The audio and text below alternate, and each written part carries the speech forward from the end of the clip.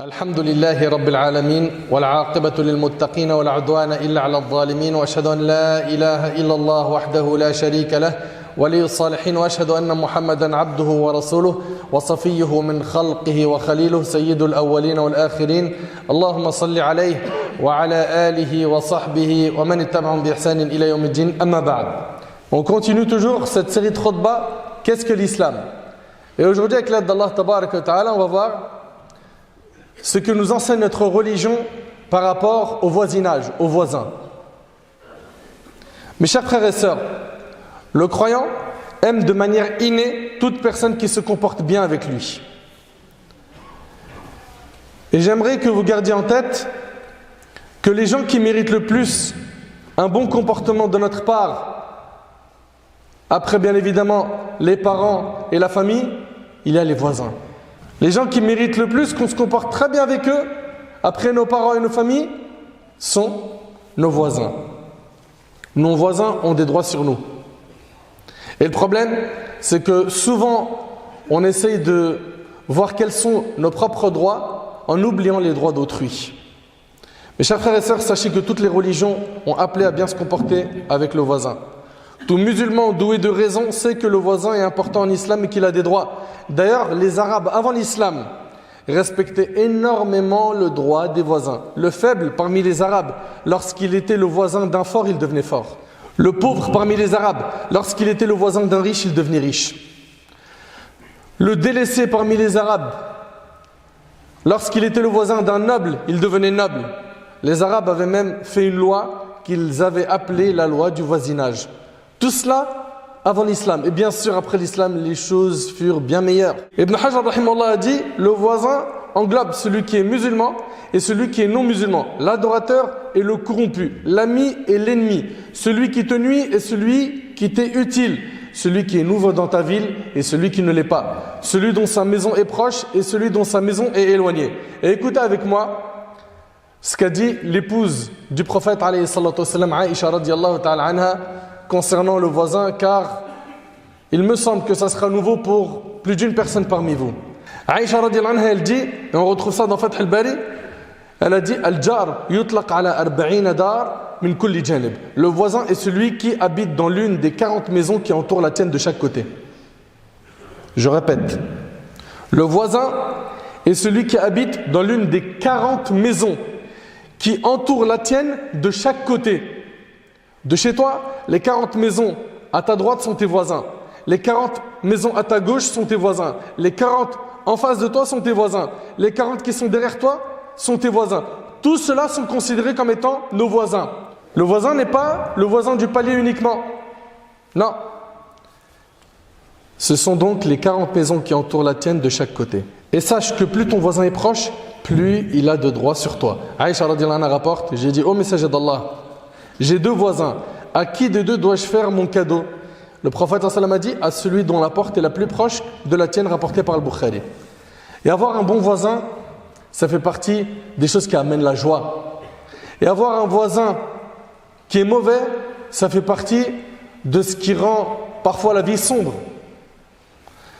Sa'd ibn Abi Waqqas nous rapporte que le prophète sallam a dit, 4 choses font partie du bonheur.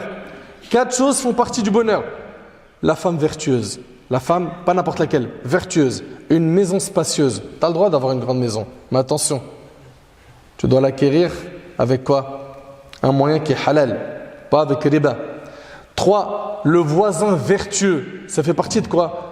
Du bonheur, il dit alayhi salatu wassalam. 4 choses font partie du bonheur. La femme vertueuse, une maison spacieuse, le voisin vertueux et la bonne monture. La bonne monture aujourd'hui, ça serait l'équivalent d'une bonne voiture. Et 4 choses font partie du malheur. Le mauvais voisin. La mauvaise femme, donc la mauvaise épouse, la maison étroite et la mauvaise monture, c'est rapporté par Ibn Hibban.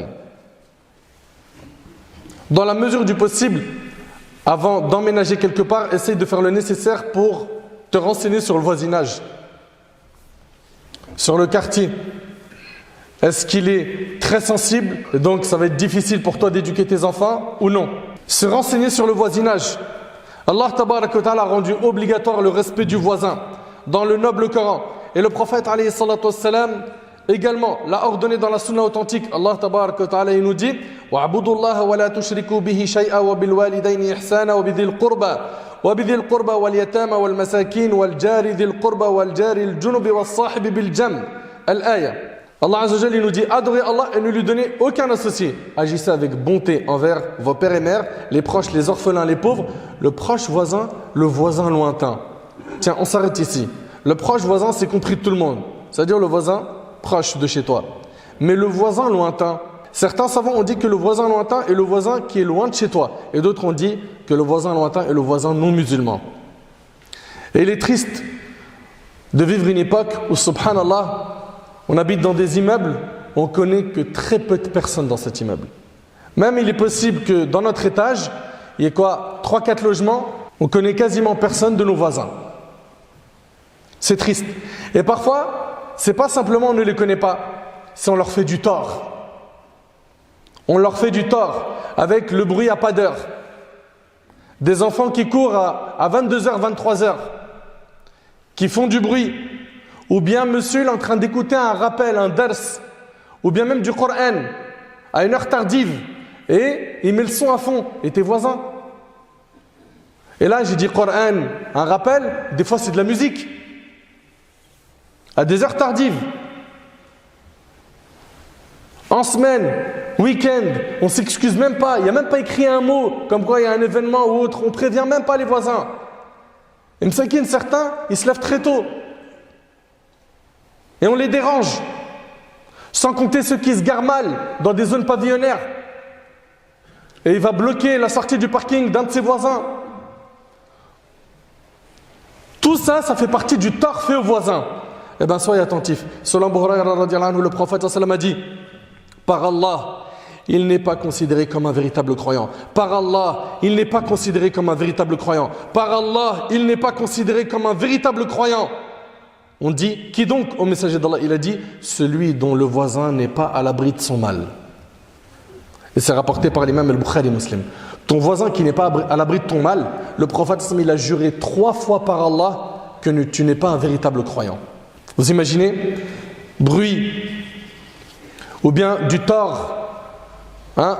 Par quoi? Par la langue. Des calomnies, des mauvaises rumeurs qu'on fait circuler sur les voisins. On salit leur réputation, leur honneur dans le quartier. On les gêne par le bruit, ou bien dans les stationnements, ou bien en les espionnant. En les espionnant. Inna lillahi wa inna ilayhi raji'un. Concrètement, quels sont les droits du voisin en islam? Premièrement, que tu le protèges de tout mal. Premièrement, que tu le protèges de tout mal. Abu Hurayra radhiyallahu anhu rapporte qu'un homme dit au messager d'Allah, telle femme prie, fait l'aumône et jeûne beaucoup. Cependant, elle porte atteinte à ses voisins par la parole. C'est une femme qui porte atteinte à ses voisins par la parole. Le prophète il a dit la khayra fiha, il n'y a pas de bien en elle. Et il a dit hiya min ahli an-nar, elle fait partie des habitants de l'enfer. Allahu akbar. C'est une femme qui prie, jeûne et elle fait des aumônes. L'homme reprit au messager d'Allah, telle autre femme prie peu, jeûne peu et ne donne comme aumône que des morceaux de lait caillé. Mais elle ne fait aucun tort à ses voisins. Le prophète m'a dit, elle ira au paradis. Et vous avez bien compris, il ne s'agit pas de prière obligatoire,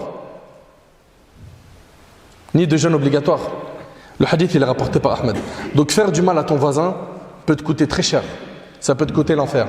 Et dans un autre hadith, la malédiction d'Allah. Vous savez, ça veut dire quoi la malédiction d'Allah? Ça veut dire que tu es chassé de la miséricorde d'Allah. Allahu Akbar. Chassé de la miséricorde d'Allah. Bien sûr, quand on parle des voisins, il ne faut pas oublier de rappeler les voisins de la mosquée, qui se plaignent souvent de nos voitures qui sont mal garées.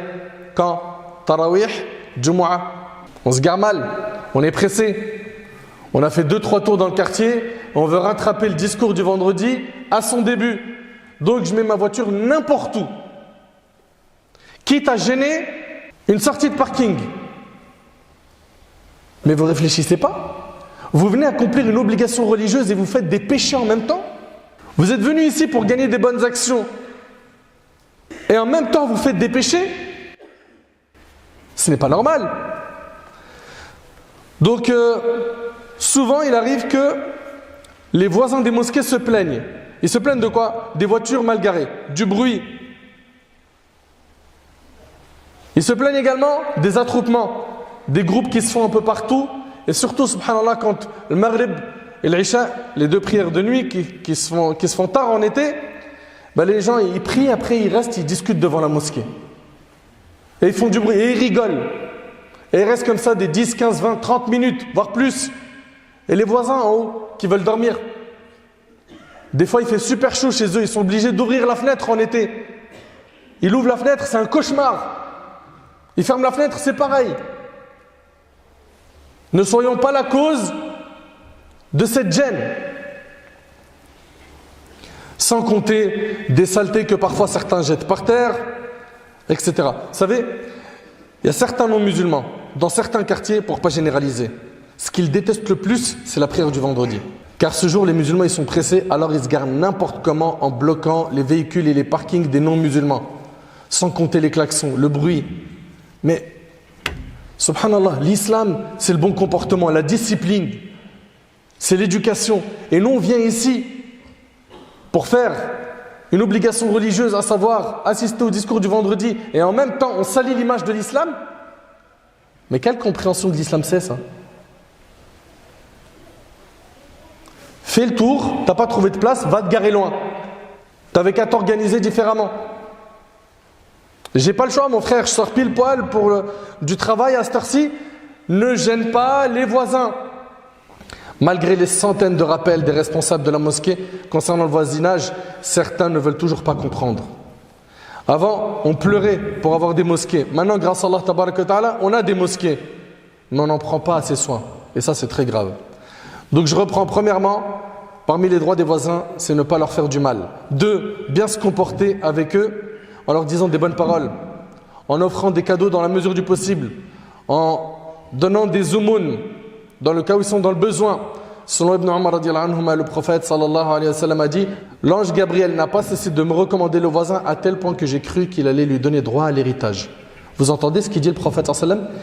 Il dit: l'ange Gabriel n'a pas cessé de me recommander le voisin, d'être bon vers le voisin, à tel point que j'ai cru qu'il allait lui donner droit à l'héritage. Rapporté par Bukhari Muslim. Tu te dois, mon frère, ainsi que toi, ma soeur, de bien te comporter avec le voisin. La bonne parole quand tu le vois. Si c'est un non-musulman, bonjour. Prenez de leurs nouvelles, vous allez bien. Tenir la porte, les aider à porter les courses dans la mesure du possible. Tu l'accueilles avec le sourire. Les voisins du palier, de temps en temps un cadeau, surtout quand il y a des fêtes, l'Eid, et que les repas et les gâteaux, mashallah, il y en a à fond dans la maison, marque le coup. Une nouvelle naissance chez toi, marque le coup. Tu as fait un peu trop de nourriture aujourd'hui, un plat pour tel voisin, rapproche les cœurs. Tout ça, ça fait partie de la bonté de notre religion.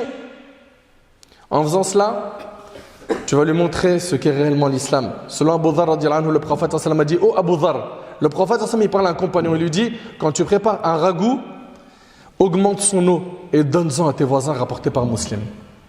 Vous entendez? Et Mujahid rapporte qu'on égorgeait un mouton chez Abdullah ibn Amr radiyallahu anhu an jami' as-sahaba. En rentrant, ce dernier demanda: en avez-vous offert à mon voisin juif? Il a posé la question 2 fois. J'ai en effet entendu le messager d'Allah sallallahu alayhi wa sallam dire: l'ange Gabriel n'a pas cessé de me recommander le voisin à tel point que j'ai cru qu'il allait lui donner droit à l'héritage. Rapporté par Abu Daoud. 3e droit, que tu caches les défauts de tes voisins et que tu préserves son honneur. Le prophète sallallahu alayhi wa sallam, il a dit, écoutez bien, que pensez-vous de l'adultère? Il dit: c'est un péché.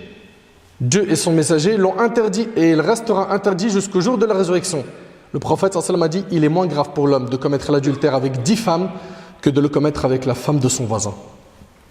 Tout ça pourquoi? Pour préserver le voisinage. Et il ajouta: que pensez-vous du vol? C'est un péché, car Dieu et son messager l'ont prohibé. Le prophète sallallahu alayhi wa sallam a dit: il est moins grave pour l'homme de voler 10 maisons que de voler son voisin. Rapporté par Ahmed. 4e droit du voisin, prendre en considération la joie et la tristesse de notre voisin. Tu as chez toi une nouvelle naissance et ton voisin a un décès. Tu voulais faire une fête à tel jour, prends en compte qu'il y a quoi? Une tristesse en face. Ok? Décale ta date dans la mesure du possible. Fais le nécessaire, pourquoi? Pour prendre en considération la tristesse de ton voisin. Également, tu sais que ton voisin est malade et toi tu as un événement heureux. Il habite juste en dessous de chez toi. Il est très malade. À toi de t'adapter en fonction de quoi? De ces situations. Pareil, ses enfants sont en examen à l'école. C'est la période du bac par exemple. Et toi tu viens la veille de l'examen, tu fais énormément de bruit. Prenez s'il vous plaît en considération l'état de nos voisins. Et par rapport à nos jeunes, ça arrive souvent, surtout en été. La voiture elle est posée devant l'immeuble ou dans le quartier, les portes elles sont ouvertes, il est minuit passé, il y a de la musique à fond et ils sont en train de kiffer. Ils fument, ils sont sur leur smartphone, ils papotent, ils rigolent. Mais c'est quoi ce que vous êtes en train de faire là? Et les voisins dans tout ça? Regarde, toi mon frère qui te sens concerné, essaye d'imaginer que moi je viens à minuit, je mets des haut-parleurs et je vous fais un rappel sur Allah et son prophète. À minuit je viens, je mets des haut-parleurs en été et je dis Allah il a dit, et le prophète il a dit. Mais à l'unanimité vous allez me dire oh calme-toi, il y a des heures pour faire des rappels, pas à minuit, les gens ils dorment. Pour Allah et son prophète les gens ils dorment. Et pour le poison que vous écoutez vous avez aucun respect?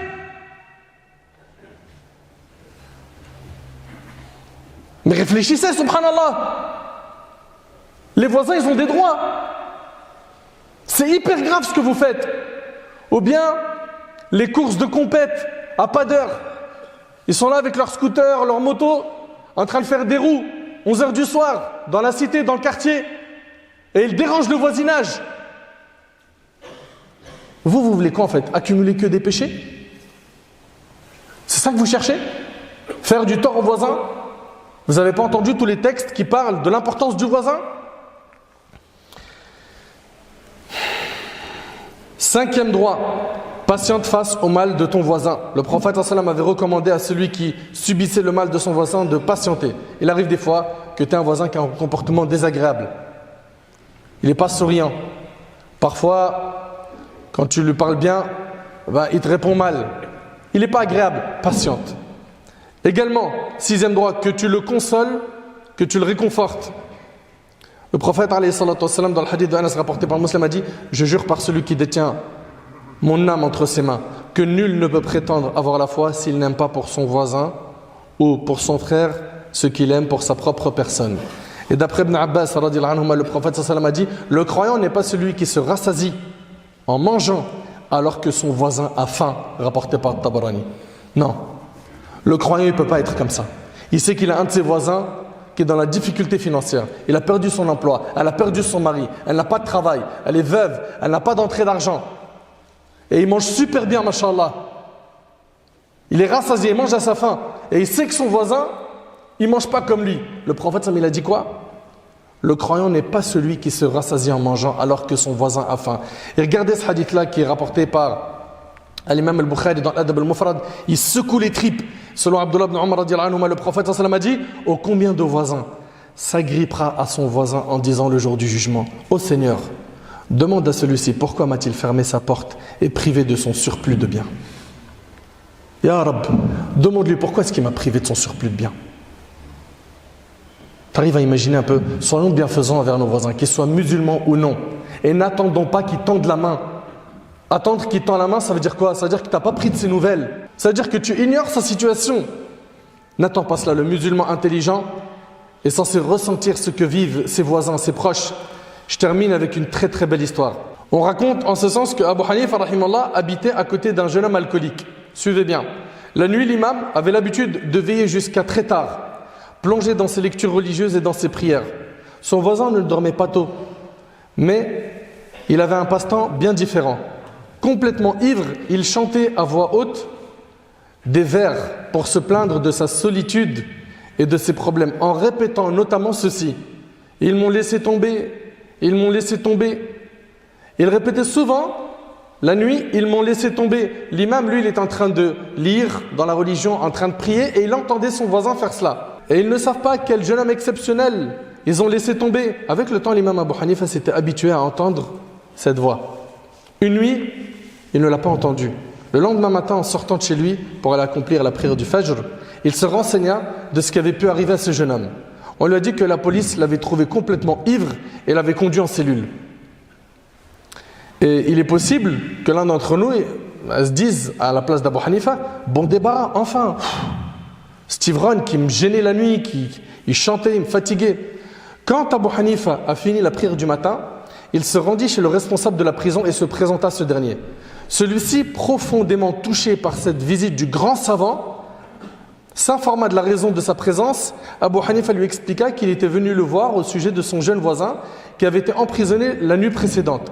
En entendant cela, le gardien prit immédiatement la décision de le libérer. Pourquoi? Par respect pour Abu Hanifa. Il aimait tellement Abu Hanifa, ce grand savant, qu'il a dit allez, on le libère. Sa visite, en fait, elle l'avait honoré au plus haut point. L'imam repartit alors chez lui. Quand le jeune fut libéré, il demanda à connaître l'identité de celui qui est intervenu en sa faveur.